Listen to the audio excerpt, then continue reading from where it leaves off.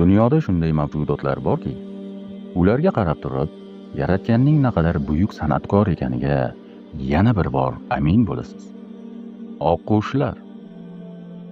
Ular shunchaki go'zallik timsoli emas, balki yer yuzidagi eng sodiq tuyg'ularning qanot qoqqan ko'rinishidir.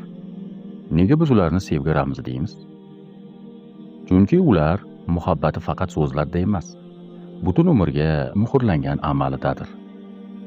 Ko'p hollarda oqqushlar o'z juftini bir marta tanlaydi va o'lim ularni ayirmaguncha birga bo'lishadi. Bu tabiatning insoniyatga ko'rsatgan buyuk darsidir.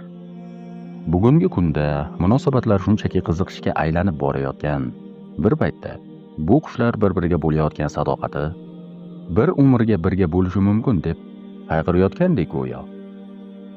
Ular jufti uchun hattoki jonini fido qilishga tayyor turadi.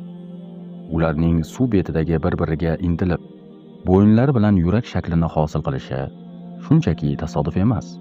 Bu ilohiy uyg'unlikning eng romantik tasviridir. Bu Yaratganning mo'jizasi. Qarang, hatto tilsiz bir qushga shunchalik ulkan sadoqat va mehr bergan ekan. Biz aql egasi bo'lgan insonlar nega ba'zan bir-birimizga nisbatan bemehr bo'lib qolamiz? Oqqushlar bizga shuni eslatadiki, haqiqiy muhabbat bu faqat chiroyli ko'rinish emas, balki har qanday bo'ronli kunlarda ham bir qanot ostida birga bo'lishdir. Agar bugun dunyo sizga sovuq tuyulsa, oqqushlarga boqing. Ular bor ekan, demak sadoqat ham, sof muhabbat ham hayotda mavjud. Keling, biz ham hayotimizdagi insonlarni mana shu oqqushlardek qadrlashni o'rganaylik. Sizningcha nima uchun hozirgi odamlarda oqqushlardagi sadoqat kamayib bormoqda? Fikringizni izohlarda yozib qoldiring. Har biringizni kasb-koringizga baraka bersin. Sog', salomat bo'linglar.